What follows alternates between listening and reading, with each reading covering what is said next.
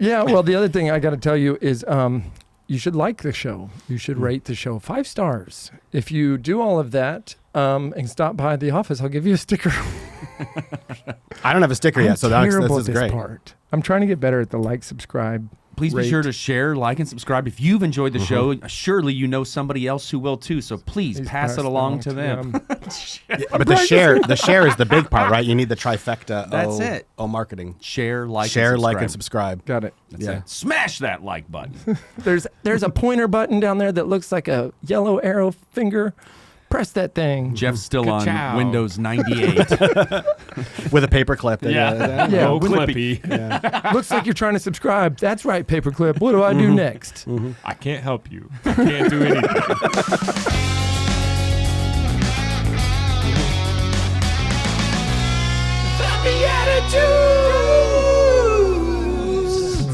That's right, BeatiDudes.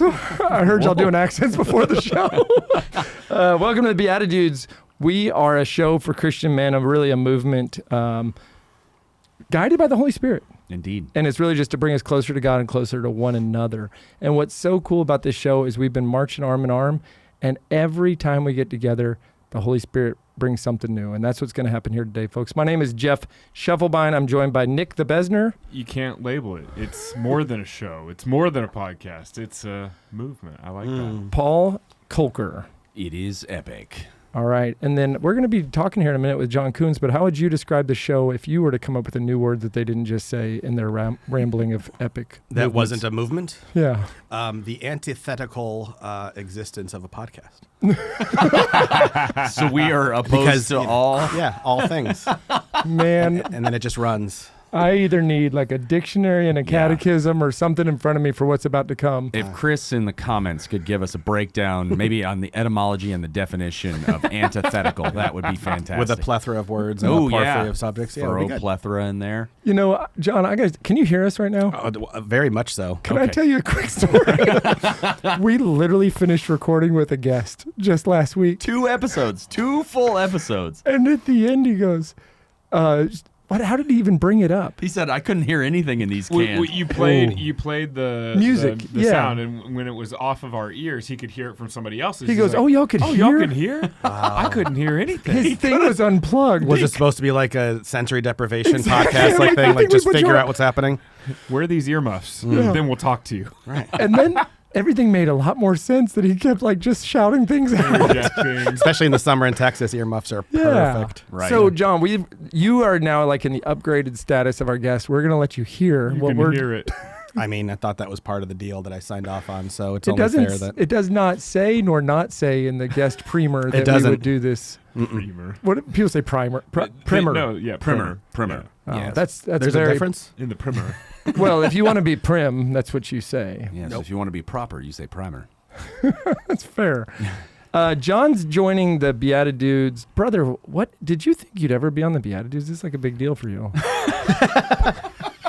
That first of all, that was sent in confidence, but no, I mean, if I had to pick where I'm going to really kick off the career of like being the fourth, no, this probably wouldn't have been. I mean, it would have been close to the top. Let's be fair. Yeah. But no, it's I'm thrilled to be here. So it's a dream come true. I mean, I just learned about y'all recently, so in the last year, so that's pretty spectacular. How'd you learn about us? I met this guy named Jeff through, just a bunch of Catholic guys hanging out in the DFW. And part of the draw to get down to the Irving was, we worked down there and, this guy and this guy and this guy. We were on the BeatiDudes out of there. And I thought, wow, they have like a motorcycle gang or something that they call the BeatiDudes. So, and then we run the BeatiDudes. So, and then a Google search led me to a podcast. And so actually having known some folks that have been on here is pretty great. Yeah, what's interesting is a lot of people, I'll be like, do you want to come to the office? They're like, yeah. I'm like, prove that you've subscribed. That's fair. That's their ticket to enter. You can actually look at our count and see how many people have been to the office. We have had a growing number it's lately. Pretty impressive. Yeah. John, the first time I ever interacted with you, I was with Nick, and we were at a big, long table, and everybody was talking about business and ethics, and it was a forum. It's called the Business Ethics Forum. That sounds right. Sounds right. Yep. How did you get there? What how's the accent go? The throaty one that y'all were just doing? I don't know. Something down or something No, like what that. was that guy's name? Oh, The up teeth here? guy. Yeah. Eyebrows. And then I looked over. That's not it. Yeah. He's just making stuff up at this point. No, yeah. so- We narrowed it roll with down, We though. roll with it? Okay. Not just at this point. What's the guy's name? The actor. Eugene Levy? Eugene Levy. And then No, not so much. No, no. okay. All right, anyway, yeah. But I looked down the table and I was like, this guy looks super interesting. And then you never made eye contact with me. And I was like, what a snob. Yeah, totally, 100%. Like, I'm so bad. Yeah, that's an undergrad problem. So it just goes all the way back because, most of the people there were from a school we don't talk about. And then so to be there afterwards, and then I don't have my fake A&M ring because it's a Notre Dame thing on top of that. So it just goes round and round. So I knew I couldn't. That's an undergrad problem. You are great at this. And then I would see, we also go to the greatest parish on Sandy Lake Boulevard in Capital, Texas. 100%. Capital? 100%. And I would try to befriend you there. I'd be like, John, hey, John. I was probably chasing the tiniest of humans to, just keep that good grace coming out of Mass nice and solid. You want to know true confessions of a 100%. 10 a.m. Mass goer? Oh, no, because I refuse. But yes, so I'd love to hear about You it. don't go to confession? That Go to too. 10 a.m. The 10 a.m. is really where I was leaning at. But thanks for calling that out, because I'll hear about that when I get home. Yeah. Okay. So I tried to go to confession today, and they changed. At They UD, changed the, it, The yeah. times at UD, they're changed. They're no longer. Oh, the that really afternoon. happened That to you? happened. Yeah. What happened to the confessional? Is Mickey Mouse? Yeah. I can't get it. I don't. That's going to get have it it. demonetized. We were mentioning that now. Yeah. That's well. Disney's So, gonna strike us down. You and I had a really cool moment. It was really centered around like family and struggles, and like we're hugging and talking. And dude, I think I end up crying on your shoulder, and you have really nice clothes. So, yeah, That's what they're there for, though. Yeah. It makes the whole experience a lot more enjoyable. As I were driving home, I call Rob Hayes, and I'm like, I'm going to describe a guy that I was crying on. Can you tell me his name? Rob is like, which one? You cry on everybody. I had no idea. That's awesome. No, and I was like, this is what I said. Seems like he might be smart. Super quirky. Yes. Dresses like he knows more than any of us. 100%. Yeah. That's John Kunz. Oh, yeah. Yeah. You knocked out of the park with that one. If you aren't subscribed on YouTube, go to @the_BeatiDudes. Fashionable man. I Sits at got, this table. yeah, I mean, have you ever seen Higher Fashion here? Stick around for the bonus show. We're going to get into that. But I got a couple things that I got to tell you. All right. You're in the Lucid Private Office in Las Colinas, Texas. LucidPrivateOffices.com is a great place for co-working spaces. How was that? That actually was solid. Yeah. And then, Have you practiced? I'm happy I didn't guess in the middle of that because that would hurt. yeah, well, the other thing I got to tell you is you should like the show. You should rate the show 5 stars. If you do all of that and stop by the office, I'll give you a sticker. I don't have a sticker yet, so terrible this at is this great. part. I'm trying to get better at the like, subscribe. Please be rate. sure to share, like, and subscribe. If you've enjoyed the show, surely you know somebody else who will too. So please pass it along to them. Yeah, but the share is the big part, right? You need the trifecta. That's it. Marketing. Share, like, Share, and subscribe. like, and subscribe. Got it. That's Yeah. it. Smash that like button. There's a pointer button down there that looks like a yellow arrow finger.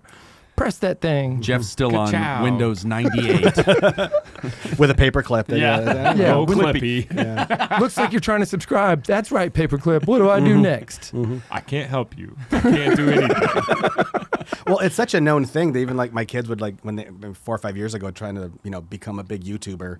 You were? No, it was when my kids they Oh, were trying got to record a bad video game of like Mario Kart or something like that, and they would end each one with "Don't forget to share, like, and subscribe." Like it's that ingrained into the Yeah. So That's why I thought it was such weird feedback I got. Like, you got to say this. And I was like, isn't it a known? And they're like, actually, when you say it, it happens. So Yeah. I think if we could just share, like, and subscribe. It's ask and you shall receive. Oh, this is like a biblical thing. That's it. Yeah. and always be closing ABC. Yeah. And Just James like says, Paul said. James says you do not have because you do not ask. That's biblical too.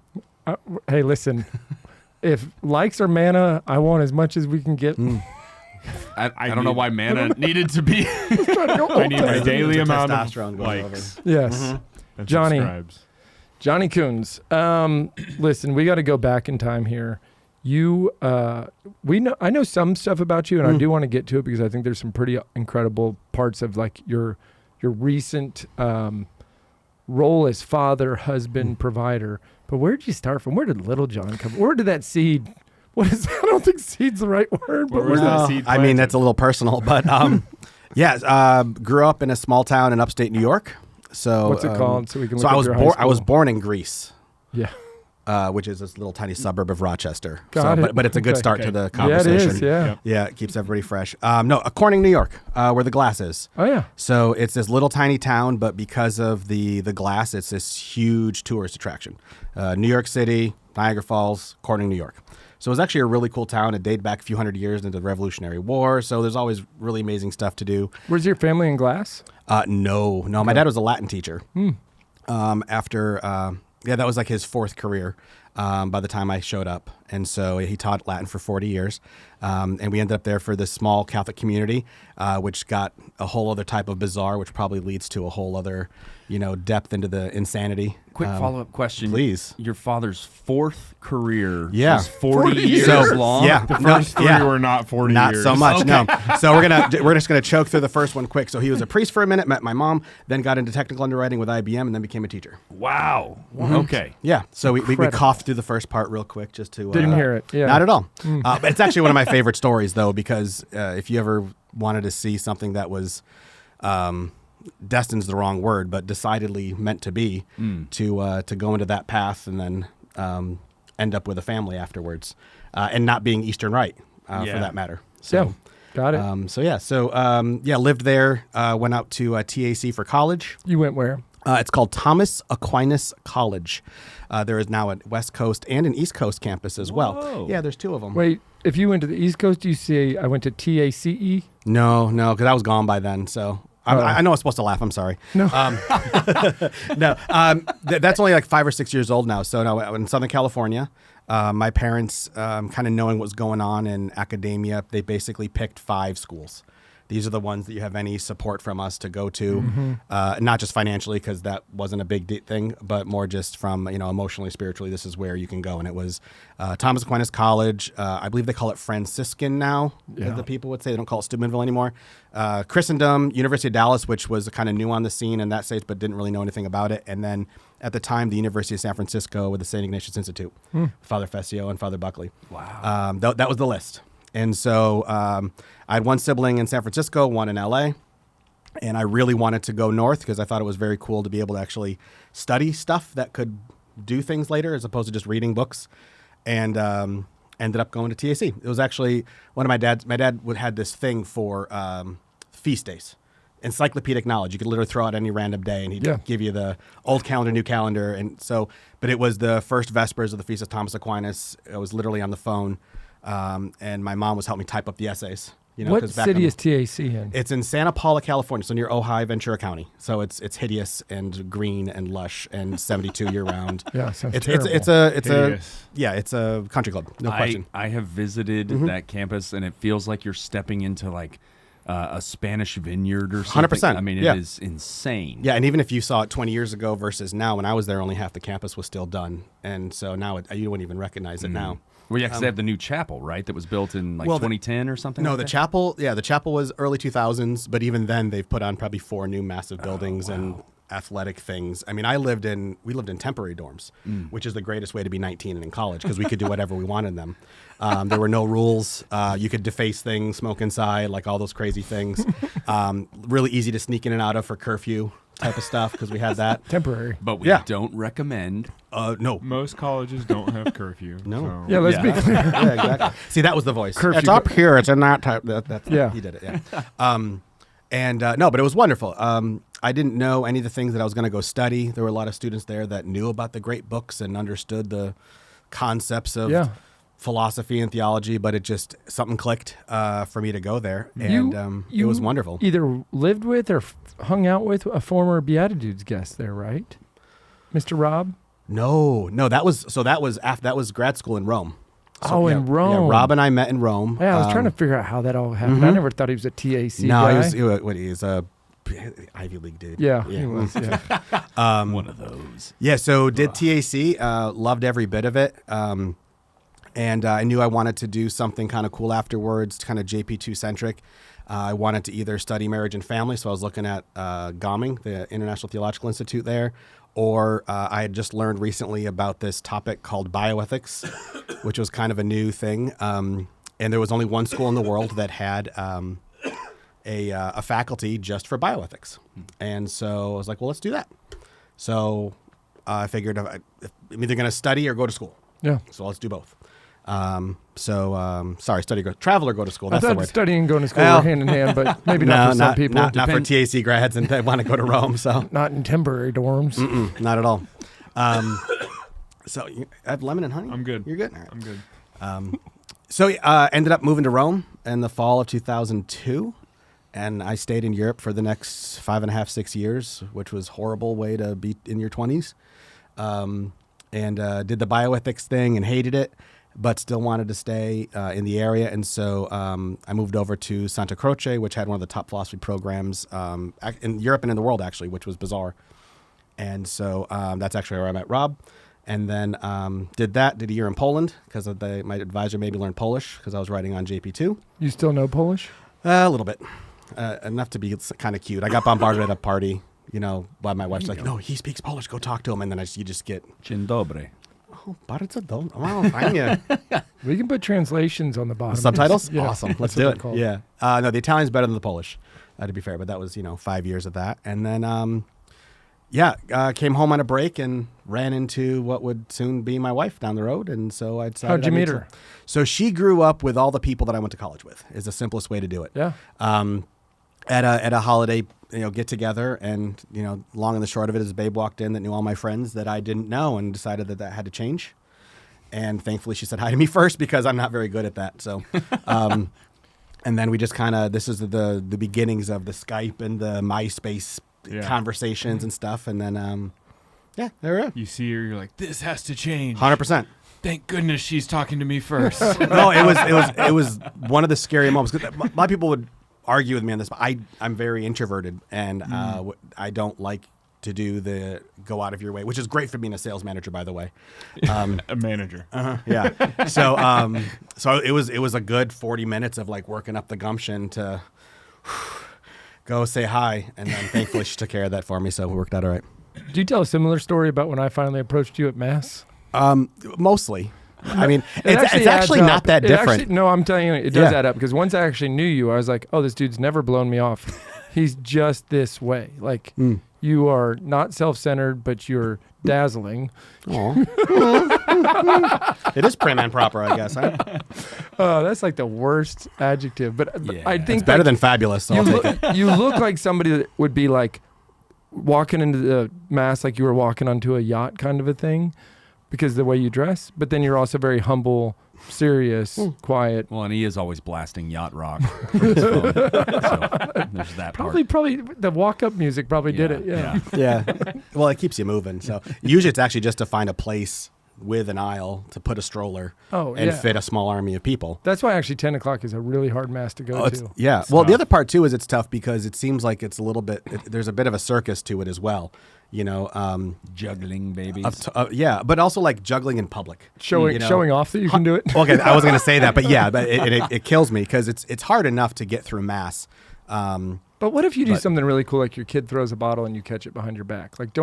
Isn't that worth kind of showing That's 2 off? points. Well, I more like when the baby is standing on the pew and falls and then you catch. Yeah. You got to up the stakes a little bit. Or they're crawling into somewhere else and you just grab them by the pants and lift them up straight. Without looking. Yeah. Mission Impossible. 100%. Yeah, you can't look though. It's got to be, you're still singing and you lean down and it's just up. Always singing at St. Anne. Focus. You better, if you skip a word at St. Anne, people are like, why didn't you sing? You don't praise and worship. Come on. Do you not love Jesus? I wanted Father Adam to let me come back, so I'm going to stop right there.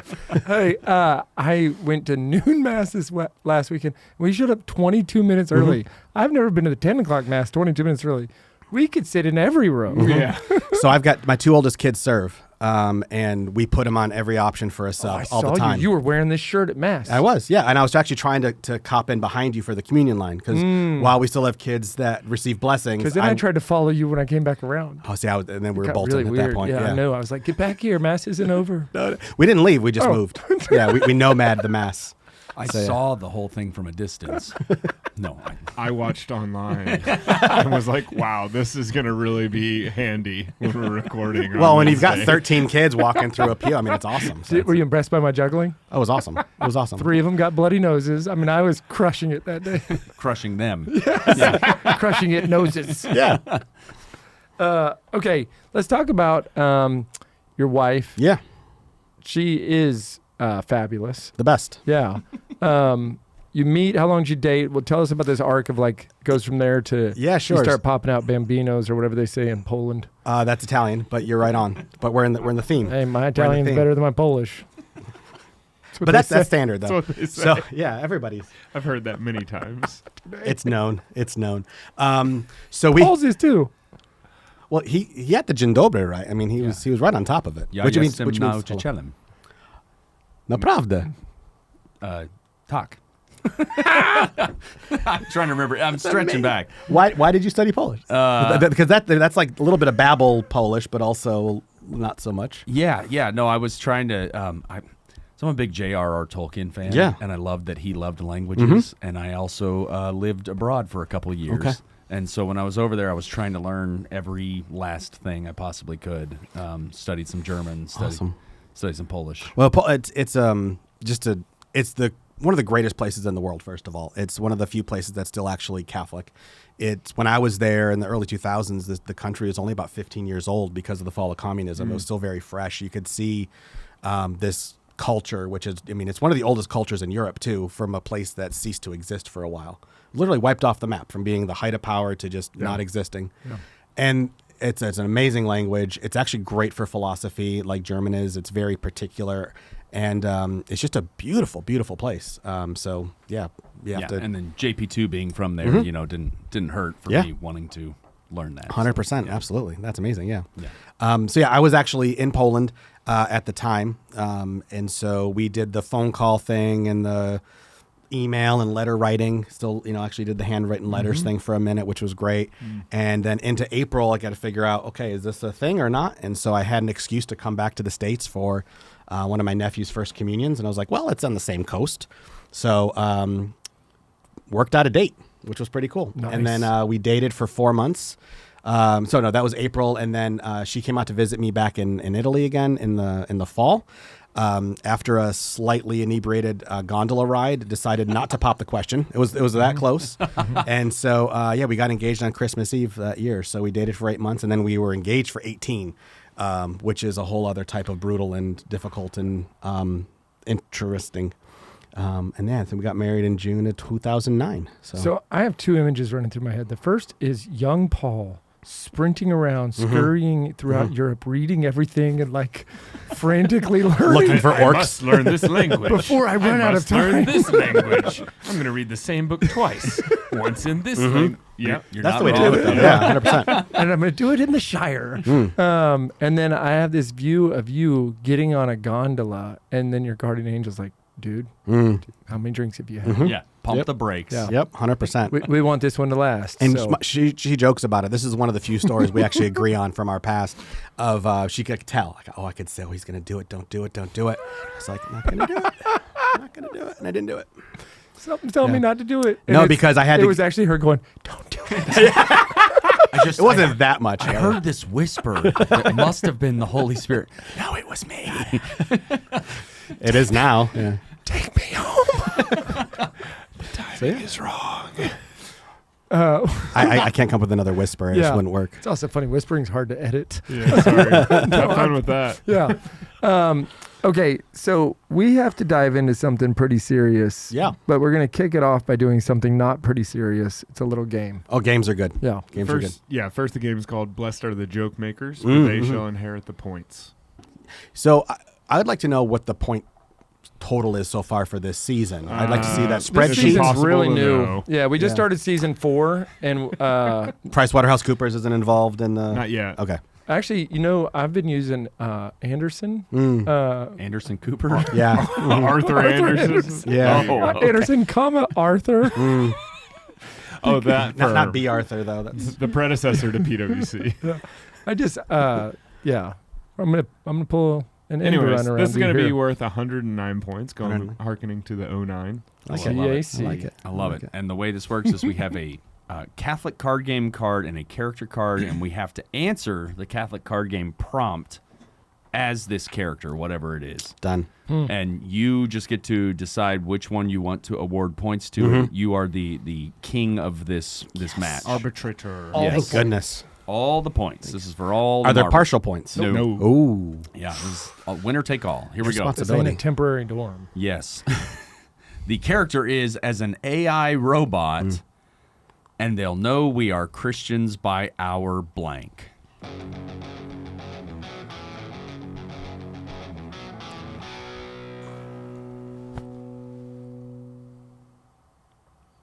And they'll know we are Christians by our 1110100110011111 love.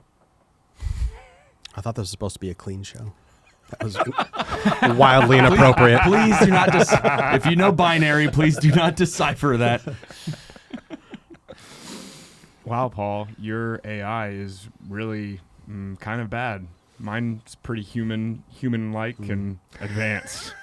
So they will know we are Christians by our ability to be so advanced and even go so sentient that we can dress properly and be able to show love and know when it's appropriate to maybe not say that thing that you're thinking. All right.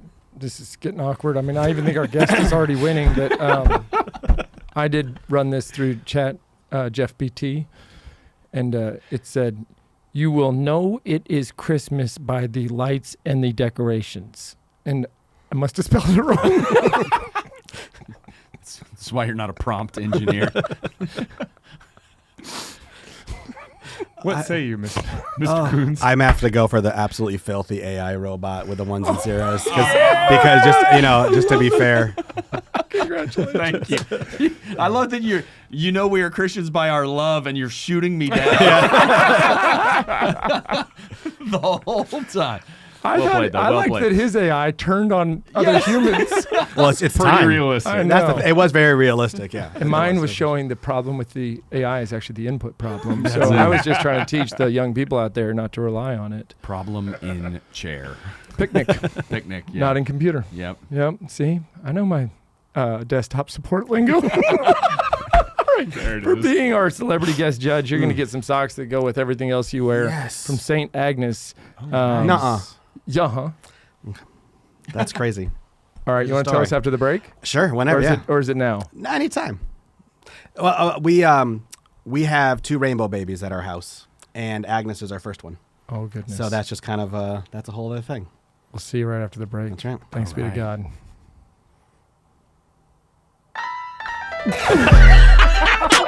That's the outro? Oh, that's the wrong button. Just like, yeah, press. The team at Aquinas Wealth Advisors believes that good values and good returns are not mutually exclusive. Using a tech-smart and morally sound approach, they provide investment alternatives that align with Catholic teachings without sacrificing returns. These days, faith-driven investors are finding it hard to know where their money is going. They have no visibility into what their dollars are supporting, but there's a better way. Thanks to the Faith and Finance Score from Aquinas Wealth Advisors, you can look into your current holdings to see what you're supporting and make a switch to an advisor that aligns with your values and gives power to your voice. Check out AquinasWealth.com today. Hey BeatiDudes, it's Jeff here. When Nick and I set out and we started this company, Undivided Life, we decided to not use traditional healthcare, but we went with Solidarity HealthShare because we thought it was an affordable and ethical alternative that matched the needs of our business and our growing families. Since then, my family put Solidarity to the test. We've had pregnancies, babies, emergency room visits, even a brain surgery for one of my children, and Solidarity has been an incredible partner and has also had the cost and the ethical approach that we love. Here's a link for you to go check it out. learnmore.solidarityhealthshare.org/BeatiDudes. This is your chance to be in solidarity with the Shufflebind family. Hi, it's Paul Kolker from the BeatiDudes here, and I just wanted to share with you guys that I also, outside of the show, perform improv comedy on a regular basis with a group called Divine Comedy. So what we do is we come up with everything on the spot, so whether you're looking for faith-filled, fun, family-friendly comedy for your youth night, or whether you're looking for clean comedy for your corporate event, Divine Comedy can perform for your group and even get you in on the action. So if you'd like to hire us to come out and perform for your next event, check out DivineComedyImprov.com. Divine Comedy, an inferno of fun. Stop what you're doing and listen to the BeatiDudes. Welcome. I didn't know that one yet. Welcome back, everybody. Yeah. Maybe if you liked, subscribed, and shared, well, you would know by now. Yeah, that's right. I've probably got not quite a dozen yet, but I'm catching up. You That's know, good. once you get to a dozen, you can never go back, is what they say. That is what they say. Yeah, That's right. Common saying. You're a locked-in listener. Yeah. John, you mentioned just before the break there, you had a couple of rainbow babies. Yeah. That was a new term for me. Okay. Context clues, I think I got it, but you want to maybe dive Sure. into that? Yeah. So I always, when people talk, especially in today's day of family destruction, I guess let's just call it that. I always talk about how the fact that I have 6 kids. And I've got 5 with me, and we've got 1 upstairs. We call him lovingly St. Jack, or the kids Jack Jack, because it was that's how we announced it, following Jack. the movie Jack Jack. And so not a surprise, but a little bit down the road. So I've got my son Max. He's Maximilian spelled with a K because it's properly Polish. Oh, there you for go. Maximilian Kolbe. Yeah. And then I have so he's 14, Nora's 12, Frankie's 10 is Francesco, and then Reagan is 8. And then so Jack would have been 3 this upcoming year. So everything kind of looks like it's going great. Of course, it's hilarious when your wife is over the age of 35 because they need all types of special doctors and things to deal with women of advanced maternal age, as our doctor here would say, or geriatric pregnancies. Yeah. Yeah. Girls love that term. It's the best. It's the best. And I didn't make jokes about it ever. No. No, not once. You don't do that. And it's funny because in the middle of our Texodus, when we fled California, and after COVID, well, COVID was still raging in 2021 in California. So, but we had But not. it wasn't here. Sorry. No, I know. We found that out afterwards. The fault line. It was amazing. Yeah, which is breaking right now. It's actually a whole other story out there. Yeah, there's like earthquakes every 2-3 days right now. So Really? yeah, it's kind of crazy. It is actually probably going to fall off. So it's time. We were able to escape California. I do call myself a refugee. I do wish I was born in Texas. Like I heard you mention recently, Jeff. That, if you could pick a country to be born in, Texas, absolutely. But we've been here a little over 3 years. But the odd part was midway through, we were already, about halfway through this new pregnancy, and it's really hard to find a doctor. Did you when you're know there. people? I got to Yeah, please. interject here. I didn't even realize that timeline. If you moved here during all this pregnancy and stuff, did you know a lot a lot of people here? What was that We kind of did landscape? actually. It was really bizarre. So 2 dear friends from our Catholic Mafia in Pasadena had just come out a few months earlier. And so we were looking at different spots in Texas, like, dude, it's got to be Dallas. And we tried to get into Irving, because that's where everybody was, but there was no schools available because it was the middle of the summer. And we had friends recommend the Founders Academy, which we've been at now for a few years and absolutely love it. Yeah. But that took us out of Irving. And that's how we ended up in Capel, which is just hilarious. So just everything just bizarre. Yeah. And so, we got here July. We got here for fireworks, so Independence Weekend, to get into to Texas. Yeah, declaring your own independence. 100%. I mean, it's funny because our lease was up, and we're like, okay, we got 3 days. We got 3 days to get to Texas, like with kids in the cars, no matter what, we're getting there for fireworks. Wow. And it worked out. So I can That's see y'all cool. driving down the road to Jody Messina, Let Freedom Ring. Get your country going, get your independence going. Yeah, I had to borrow some 4th country. of July by, was it Shooter Jennings? Well, we had to borrow some country soundtrack, from people like, do you have country music? Can you send me a list? We don't want to get stopped at the border. Exactly. So it was more. It was more like stop hitting her and plug your iPad in. That's and right. can you really back up a car with the dolly on it that we're towing the car? So, but yeah. So when we got here, hard times getting a doctor. We finally got one actually through the local group, and oddly enough, a stenographer during an ultrasound around 20 weeks was like, oh. Okay. Which, they're not supposed to talk, which is just No. weird. Yeah. We just figured it was more racism because my wife was, 37 years old, and therefore they say bad things. So we actually had to switch doctors in the middle of all that. And we just kind of mentioned that they said they saw something funky on the ultrasound. And he said, well, why don't you get checked out? And so they did another round of it. And then next thing we knew, we were dealing with cardiologists. And it's funny because being in Texas and not in California anymore, when you've been in that room, that pre-20 weeks, right, which is always the abortion limit before an extreme case in California anyways, it was always a very odd test because we were going to go through with things no matter what. That's how being open to life is.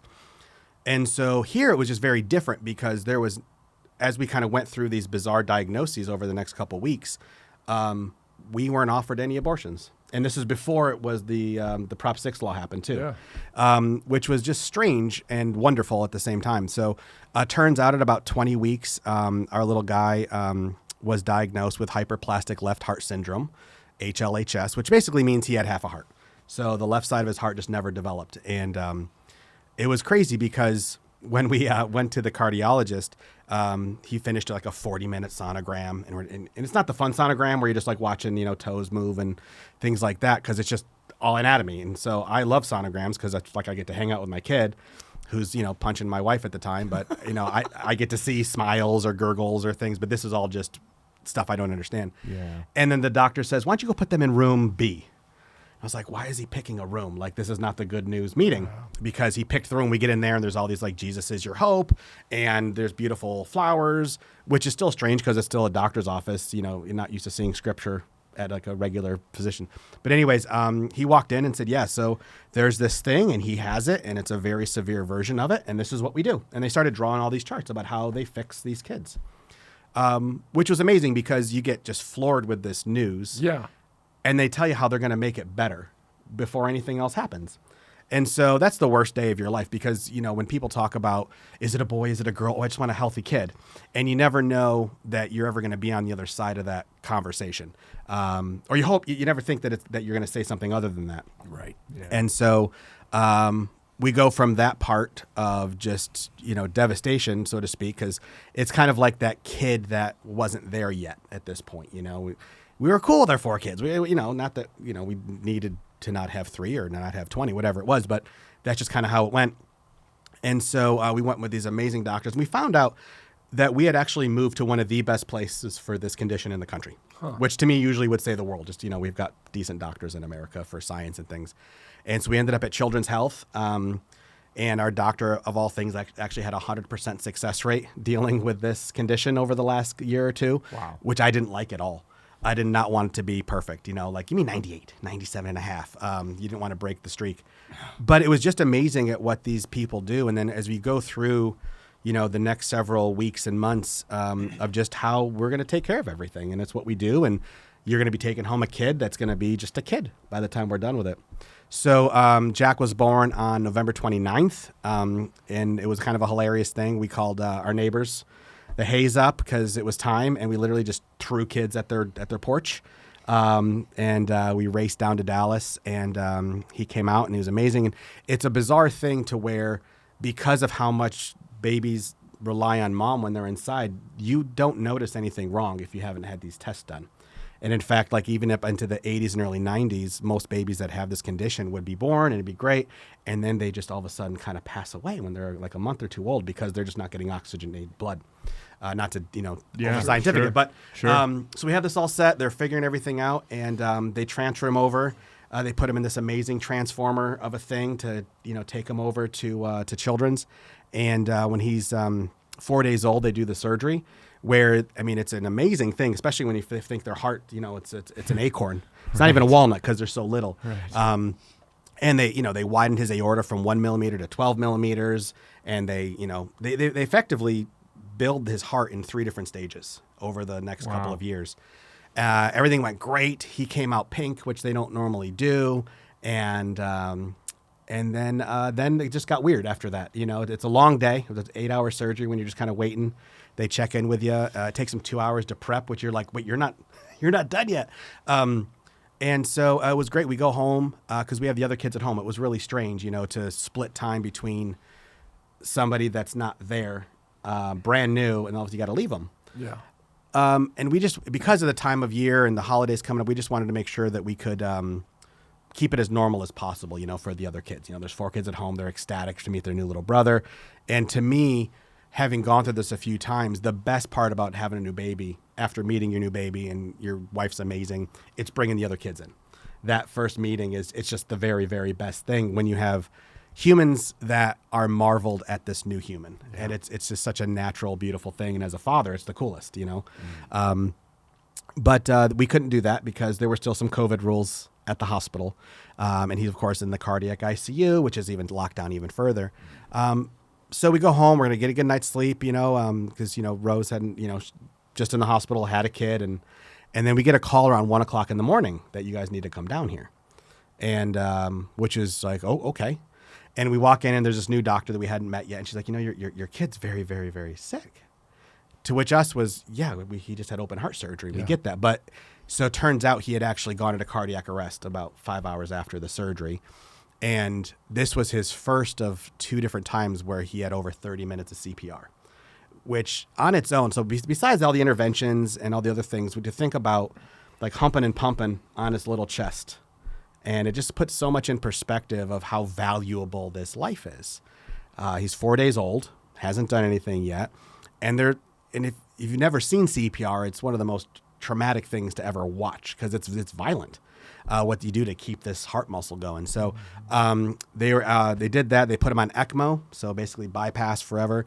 And then he started to get a little bit better. And then there were basically 2 or 3 different times over the next 3 weeks where he just couldn't thrive. They tried to remove the ECMO to see if he could do it on his own, and he'd do it real well and then crash.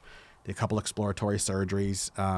He ended up having a couple of those and things, and then about 2.5 weeks in, we're just kind of realizing, well, he's not going to get off ECMO.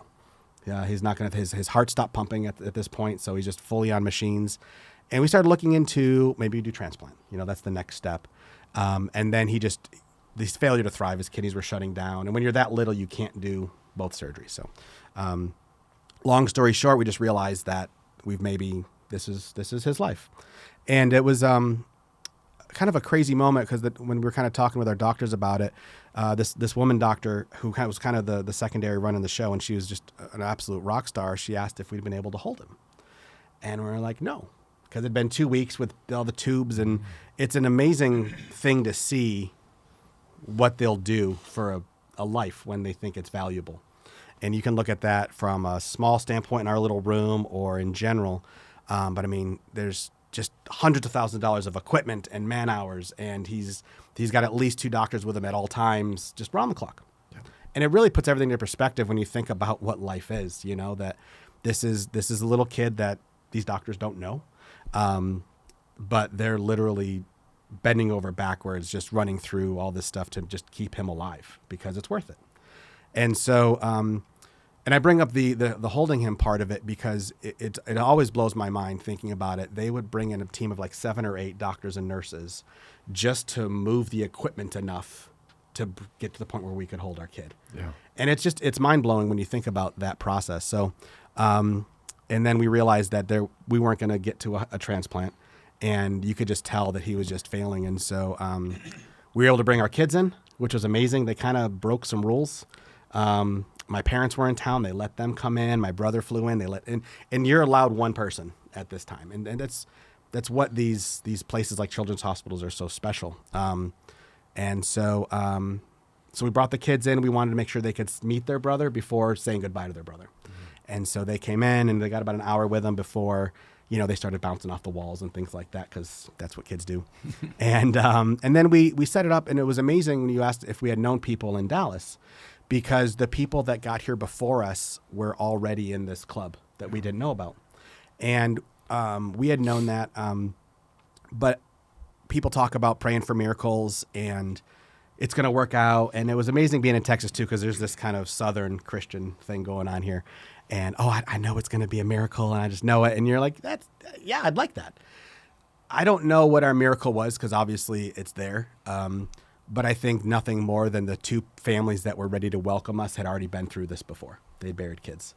And if you don't know what that's like, you don't know how to react. There's no words to say. There's just, honestly, it was company and food and really nice whiskey, that was just there waiting for us. So, so we said bye to Jack, and, we got to hold him. We went through all those little steps of, is this the right thing to do? Is it time?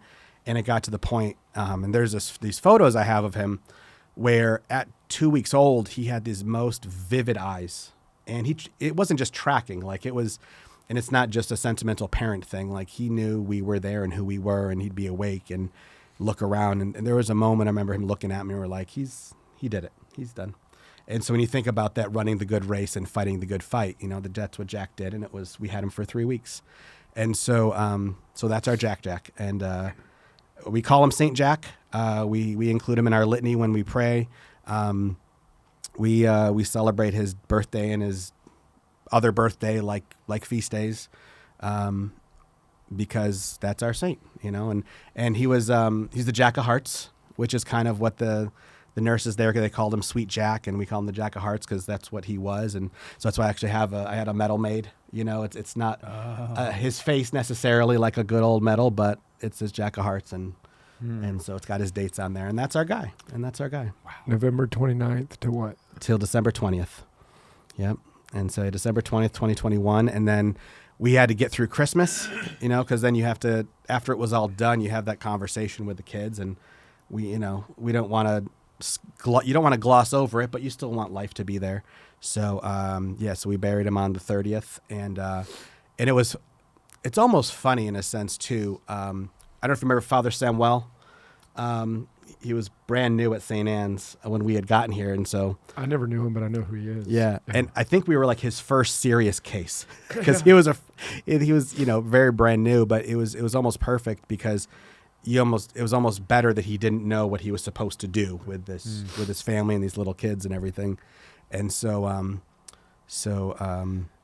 that was how we kind of got through all of that, and the kids were amazing through it all.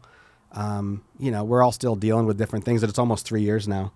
And it has its own life in many ways too, but so does he. And so that's kind of a whole other part of figuring that out. And, the kids are all at different ages when it happens. So you've got, my oldest, who probably took it the hardest because he was probably the most excited for a new one. And then, some of my kids, they're not daily. You don't notice it necessarily that stuff's going on. Some much more so. But there was a really amazing moment a few months ago when Frankie, he finished 4th grade, so he had to graduate out of the youth program for Sunday school at St. Anne's. And, Father Edwin's always talking about giving your 3-minute testimony or whatever. Again, didn't go to Steubenville, a little bit strange for me, but that's okay. And he was really proud because we're sitting there just waiting for him to get his cool T-shirt and his little bag of goodies to go. And lo and behold, he's up on the stage. And out of nowhere, and he talked about how he had this little brother who got sick and had to go to heaven.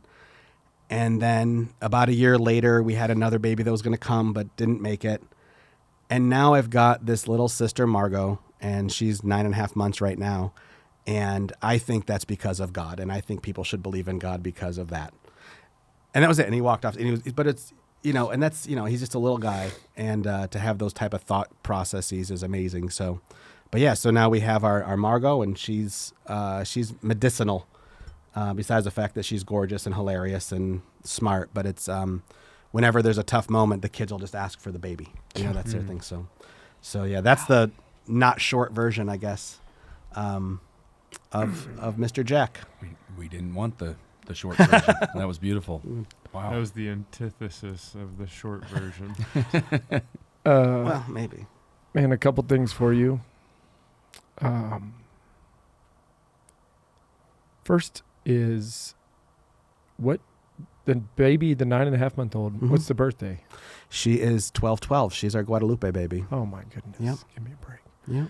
Then we give you these socks just because they're colorful, not knowing that Agnes came after Jack. Yeah. And so she was Agnes Dolores is what my wife named her. We didn't know if it was a girl because it was very early. Yeah. But that's just what she went with. Sure. So, the sorrowful There's lamb. a woman's intuition in that. Yep. You know this. Obviously, Jack doesn't have a bunch of sin that he has to overcome on his pathway to heaven. But I pulled you aside with all the stuff with Benny, and I just, we talked about asking for Jack to pray for him. Yeah. And I did it all the time. Mm-hmm. So maybe Jack's miracle is Benny's miracle, because in a non-egotistical way, I no joke want this kid canonized. I mean, because what was amazing through the process, and I still haven't read all the social media from 3 years ago. Sure. I haven't. Because to say it was thousands isn't fair to the people that loved on us and everything. Non-Catholics, non-Christians, atheists, you name it. And some of the posts were about, leaving light and love, and that's awesome. Sure. But from masses, from the people around the world, from Pope Francis getting a note to even Patriarch Bartholomew from a friend that was living in the Middle East at the time. Wow. So both lungs of the church together in that sense. I don't think it's fair to look for the bigger picture, because that's not something we're ever I don't know that we're supposed to know. I agree. You want to find it on the human level, just like this is the part where I really love having a little bit of Irish blood, because I really want the St. Bridget, we hang out in heaven thing. That's a whole other thing to tackle, because if heaven is as cool as it's supposed to be, it doesn't really matter if family's there, but you'd want that moment, But just the way that this little guy was so impactful to so many people outside of us, which lifted us up. I mean, it's a physical thing, and I'm sure, Jeff, you've noticed this too, but it's a physical feeling when you have people united like that, where not actual carpal tunnel, but I couldn't swipe in the mornings to see all the notes that people were leaving us and things like that. And it's a goal. I try to do this on my birthday too, just to reply to everybody at some point. And I couldn't do it for a long time. And so even knowing I was coming down today, I was like, I wanted to look up a couple things. So I found some old pictures and stuff like that. And it knocks your breath out. There's no normalcy to it, because it's probably the most abnormal thing for a parent to bury a kid. It's not the natural way of things, but it's one of the beauties too in Capel as well. Like, everything just came together. He's 3 minutes from our house, and I know he's not, I know he's not, but it's to have this, a reference point to go hang out. Yeah. If this would have been California and now you're living in Texas, that would have been so frustrating. We probably wouldn't have moved. Yeah. And because we've had people trying to get us to move different places here also. And it's like, no, we're 3 minutes away. Yeah. And, I need to be able to go have breakfast with Jack on a Wednesday or whatever it might be and stuff. And, even after, it was amazing it was about 6 months after when the Dobbs case happened. And I remember just like, all right, you're doing good. Like, keep that up, because there's a wonderful thing about seeing this army of people, not just pray for him, but then this army of people that work to keep him alive. And when you think about the frailty of life and how any issue that I see today, it always goes back to not honoring the value of everyone. And I think it's at the Talmud that to save a person is to save the universe, or whatever it is. And if you think about that, it changes the perspective on so much. But I've got my own personal lifeline up there, and which is besides the ones that were promised. So Well, and I've heard a priest say that before, where he says, obviously tragic situation, but that the way God works through the cross of that is to bring a special intercessor into this one family. Yeah. I mean, so that your family gets just Yeah, their we- own exactly. their own family member there. My wife had a saying a lot. Everybody's like, "Oh, hey, Jack, rest in peace," and she's like, "No, he has a laundry list of he's going to be busy. Get to work, Jack. That's exactly what she said. Get to work, yeah, without question. So, Well, St. Therese of Lisieux, right? I'll spend my heaven doing good on earth. So Done. So maybe he's already working with her on all that. oh, I mean, there's no question about it. And then to have, and the way that I actually got to know Jeff was actually because of Benny. Even having done some of these groups with Nick and stuff like that, to whether it's networking or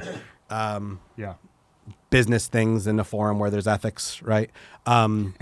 It was just this thing. And it was funny. It was about a month ago at Mass that all the readings were about people getting better And we were tragically late last Sunday for the Let the Children Come to Me, which I'm actually grateful for because that's what's on his tombstone. So sometimes it's a little bit of a punch.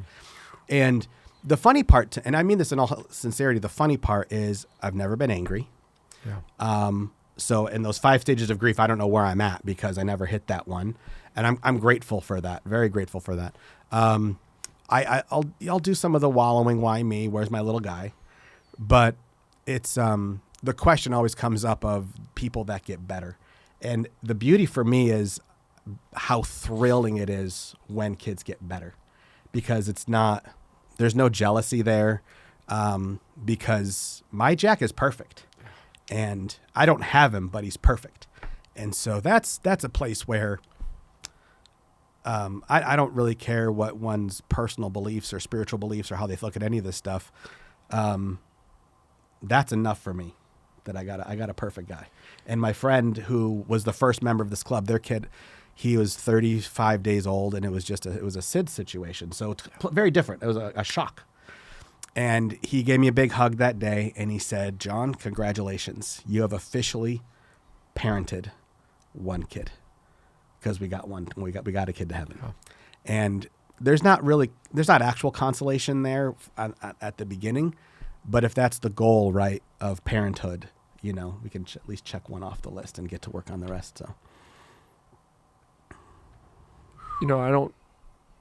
we said goodbye to a kid that lived, and then we've had this crazy year with Benedict, who's in a great spot. And 2 things I would share is, one, I can't stop crying listening to you.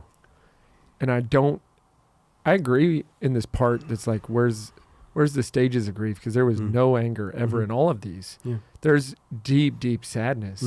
But I think the tears are like this, it's like being enthralled in a rapture of love feeling. And I know I don't have that to some perfect degree, and I'm not full of grace in the way that Mary is, but like the rapture of love concept is so real. It's like, that's the most emotionally charged thing I could ever experience.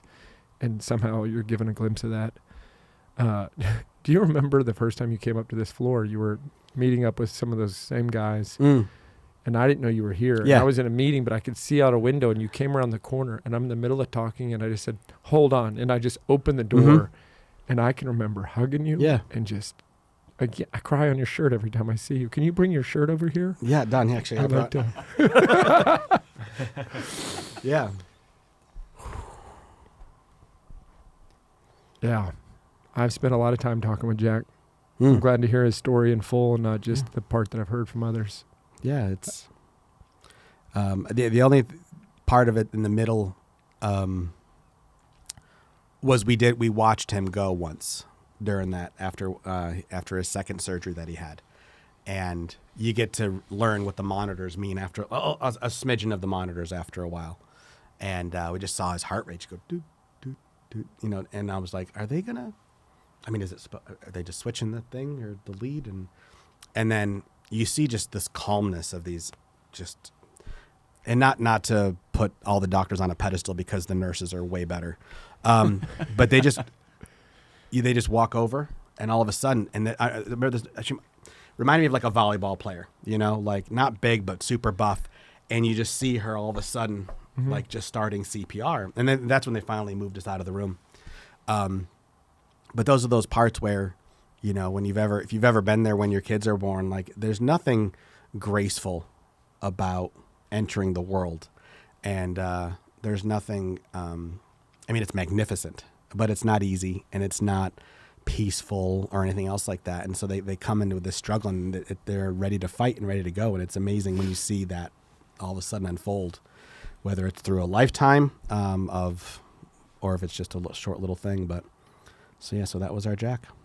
We sent him off with a St. Joseph prayer and an Irish blessing, and that was our guy. Do you let friends visit Jack with you? Oh, anytime. Yeah. All right. Absolutely. We'll do it. Yeah, you're closer than I am. That's why I moved there. I figured. Yeah. I knew I would need it, so I took Paul's house. Well, let us know when the next one is up there and they slash it by 90%. We're there. All right, there. you got it. There. Paul lived in multiple houses in Capella if you want to follow my path. That is hey, true. We'll sign us up. Let's see. Swan Drive is Or next. He's next. Yeah. there's no easy way to finish this, so I'm going to finish this the best way I know how, which is the second show, the bonus show that we're all coming back for. We're going to talk about fashion, and just given the fact that I know you always dress really cool. Oh, gosh. I bought the BeatiDudes some $8 polos so that we can be kind of matchy on the next show. Now, do you guys actually sing it every time? Because I thought I saw that happen, and it made me look like... Yeah, I mean, we do a lot of stuff from time to time. So we're going to put these on for the bonus show. Awesome. I brought some different accessories to go with it, too, some ascots and whatnots. Oh, perfect. That's actually what it's called, ascots and whatnots. Seriously? Yeah. God bless them. It's my new company. I'm literally going to launch that. That'll be the name of the episode for sure. Yeah, absolutely. Oh, my goodness. I don't even know where to take it from here, but I would just say, St. Jack, Pray for us. God bless you all. Thanks for tuning in. If you'd like to join us at our undersized table, subscribe to the video version of the show on YouTube by typing @ that's the symbol @ so shift and 2 on your keyboard, @ the _ BeatiDudes on YouTube. We'll see you there.